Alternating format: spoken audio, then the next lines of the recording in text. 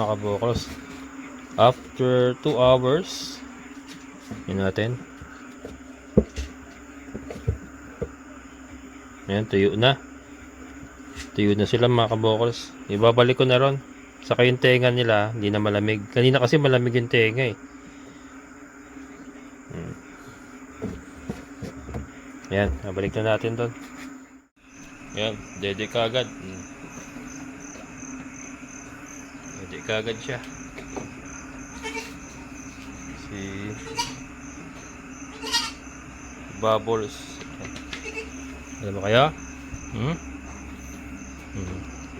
At least nainita na sila. Saka wala naman ng ulan. Huminto na. Ayan.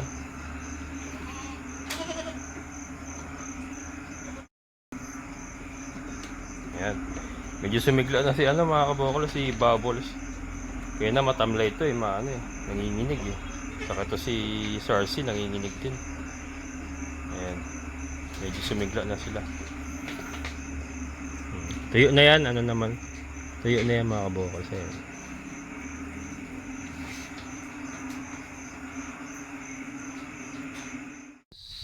Mga kabokals, bumili tayo ng blue sack or yung sakong lona. Ipang tatabing natin sa ating goat house. Ayan, ito. Nakawala ang mga kolokoy. Binutas na naman yung cyclone. Grabe ng daan. Nuhukay ng lupa ng tubig kaya nadaanan ng tubig kaya lumalalim.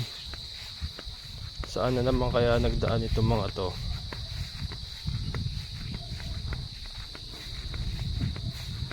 Ayun. Escape artist talaga ang mga kambing, mga kabokals.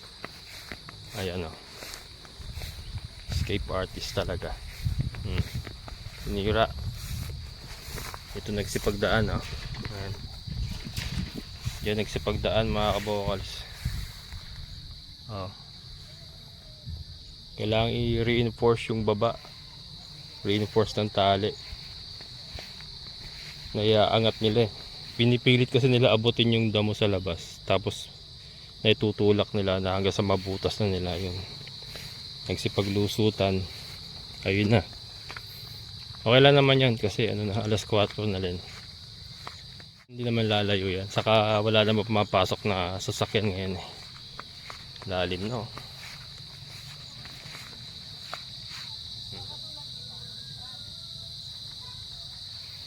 Buti na lang 4x4 yung ating sasakyan. Sira lang yung 3 gulong, isa lang gumagana. Ang lalaki din siya Ito nga yung nilagay natin sa heating chamber kagabi. Si Sarsi at saka si Bubbles ayun. Kung hindi ko nilagay ito sa heating chamber kagabi, malamang nagkasakit. Kasi lamig na lamig, nanginginig kagabi. Napakalamig ng tenga. Sinaiwan ko ng matagal ng naulanan. Tapos sobrang lakas pa ng ulan. Talagang buhos talaga. Sagana sila sa pagkain. Dito pa lang eh.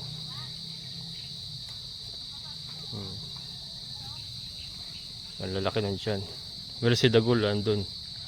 Wala, nanunuwag siya eh. Kung di sana siya nanunuwag na ilalabas natin. Kesa naman ma-injure tayo. Doon na lang siya. At nirarasyon ako na ng damo. So ito mga kabokals, ilalagay ko baka hindi ko na makunan kasi alas 4 na. Madalian ang galaw, madalian trabaho. Kasi sigurado yung mamayang gabi uulan na naman yan. So yun ang pinaghahandaan ko na wag na sila mabasa. Yung nangyari kagabi, kahapon, dapat last na yon. Hindi na dapat maulit yon kasi maaaring magkasakit na sila pagka naulit pa yon. Yan ang kahinaan ng kambing, yung malamigan sila sa ulan. Pagka yan bumigay, tuloy-tuloy na yan mga kabokal. Subok ko na yan. Marami na akong namatay na kambing kahit yung malalaki na hinahin na. Pagka nadali po ng pneumonia, wala na yan. Tuloy-tuloy na yan kahit anong gawin mo dyan. Kaya prevention talaga ang pinaka the best. Huwag silang malamigan, huwag mabasa. Number 1 po yan pagka tag-ulan. So let's go. Yan, mamaya ipapakita ko na lang mga kabukals yung resulta, pero hindi ko nakukunan para mabilisan tayo. Yan. At ito si Beauty, yung ating doggy doggy. Ayan, update sa poste mga kabukals. Oh, tibay na mga kabukals. Ito yung ginawa natin, nilagyan natin ng tusok yan, baon na baon yan mga kabukals, pinukpok ko. Tapos brinesa na lang natin. Blaze yan. Tatag yan.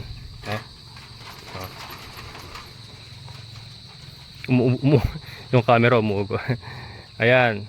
And then may ano tayo, may suporta tayong tali na nakakabit sa kubo. Ito lang naman kasi mga kabukals, all the rest matitibay. Tinignan ko na matitibay yung pagkakabaon. Ito lang talaga yung bumigay kasi siguro persado siya dahil napakalaki ng gate natin.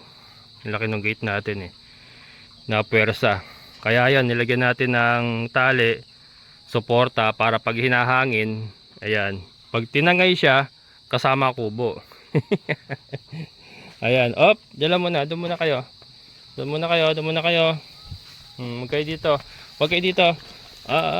Kaya mga kabukals, sasara ko muna. Doon, dali. Psst, psst. Labas mo na to. Ayan sinasabi ko. Ayan Ayan na.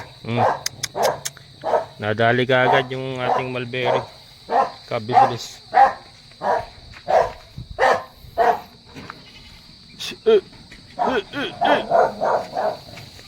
Oy, labas mo na doon. Sa kabila kayo Sa kabila kasi ang daan nila mga kabukals. Sa kabila. Para diretso doon sa kabilang lote. Diretso doon sa goat house nila. Ayun.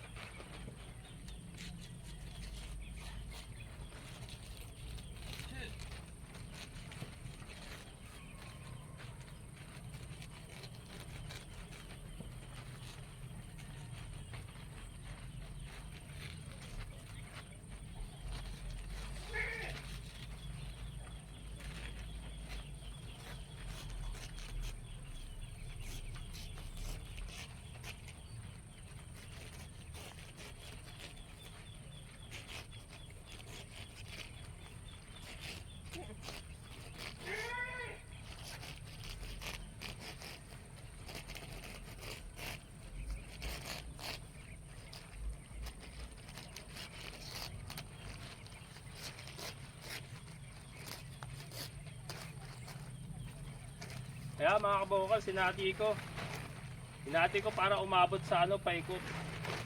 Yan, yung taas lang naman importante natin matakpan doon Yan. Kaya mga kabukals, so ganito ginawa natin. Ayan So hinati nga natin yung isang buo. Tapos dito lang tayo sa taas. Hanggang dito yan.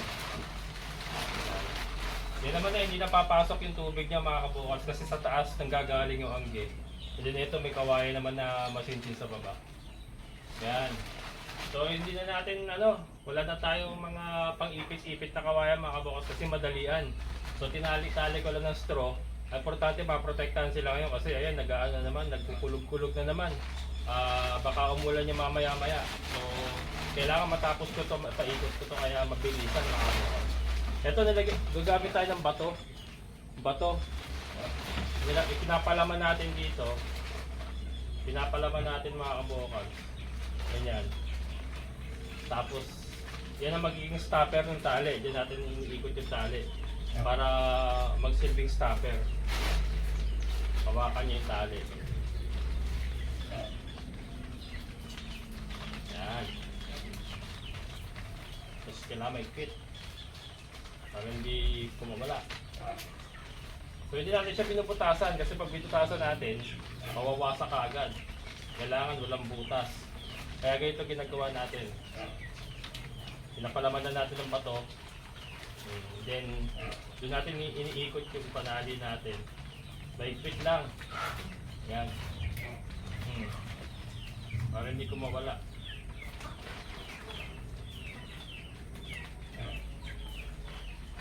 Yan o.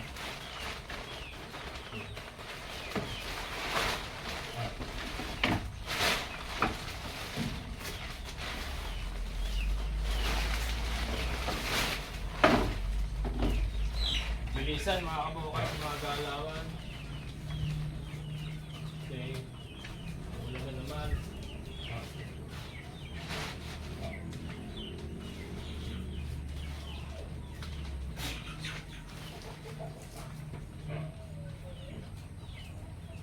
Importante maprotektahan sila sa ulan.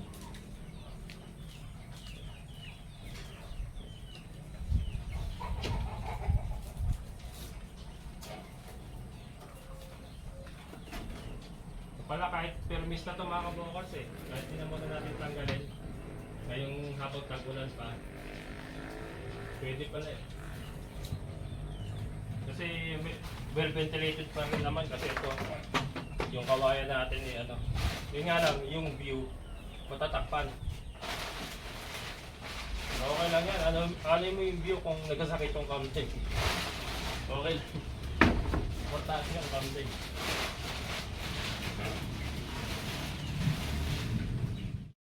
Good morning mga kabukals. Hindi ko na videoan kagabi kasi inabot na tayo ng gabi. And nagpakain pa ako ng mga alaga natin. Ito. So nasa labas na uli sila. And maganda-ganda panahon ngayon mga kabukals. Maaraw. So ito. Bago tayo magtapos, pakita ko lang yung ginawa ko. So hindi ko na tinanggal pero naitataas yan mga kabukals. Pwede natin itaas yan, i-roll ba? I-roll yung ganun. Yan. So yan, madalian lang po yung ginawa ko. Kasi ang iniiwasan nga, akala ko kasi uulan kagabi pero buti hindi umulan. Doon sa ibang lugar siguro yung ano, nagkukulog-kulog kagahapon. Ayan. Pinalahati ko, kaya ako biniyak mga kabokals kasi hindi natin maiikot eh. Kinapos yung binili ko eh. 10 kasi yan eh, 10 yards yung binili ko. Kinapos, hindi tayo makaiikot pagka hindi ko biniyak. Kaya yan, ang priority naman kasi matakpan yung bandang itaas mga kabokals eh, kasi diyan pumapasok yung angge.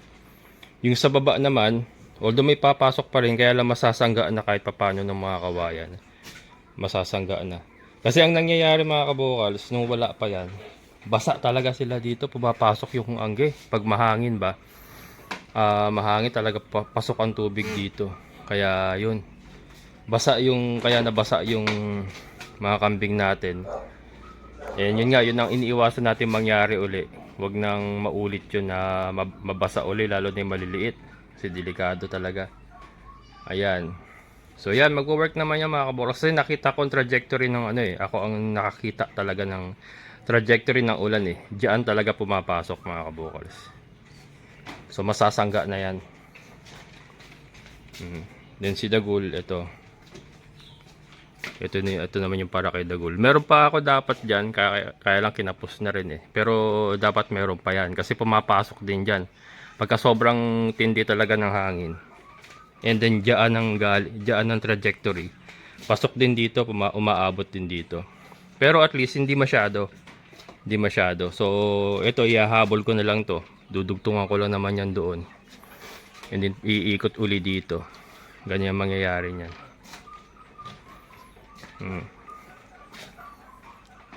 Medyo nasarahan nga yung view natin pero okay lang yan. Ano lang naman yan, ngayon lang naman tag-ulan eh. Pagka wala nang masyadong ulan, pwede natin itaas yan or tanggalin or ano na ba yan, temporary lang naman kasi yung sako na yan mga kabukas hindi rin magtatagal yan. Baka ito lang panahon ng tag-ulan yan, makasurvive. Tapos pagka tag-init na, wala na, maano na yan, lusaw na yan. Baka nga hindi pa umabot ng tag-init yan eh. Kaya lang, ang importante kasi dyan, just for the meantime, ngayon pong kasagsagan ng tag-ulan, magamit natin, ma-protection na natin yung ating mga kambing sa ulan.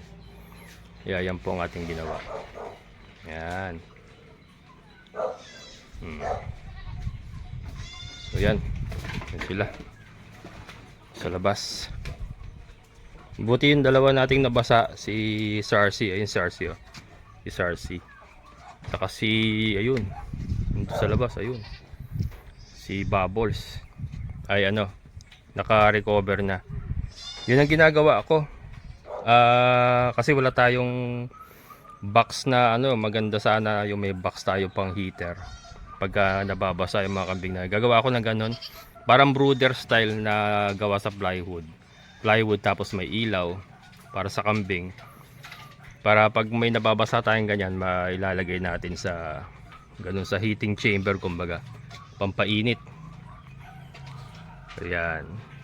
Pero nag-work naman yung drum. Kaya lang hindi maganda tignan. At lalo na bibidyohan natin hindi maganda tignan. Kaya maiksi lang po ipinakita ko na ano na pagkakalagay nila sa drum. Ayan po. Andiyan pala kayong dalawa. Si Bella po. Ayan, si Bella at si Beauty. Ayan, Beauty. Ayan mga kabukals, so hanggang dito na lang. Maraming salamat sa inyong pagsama. Sana umaraw muna mga ilang araw. Ayan, amazing na buhay. Bye bye.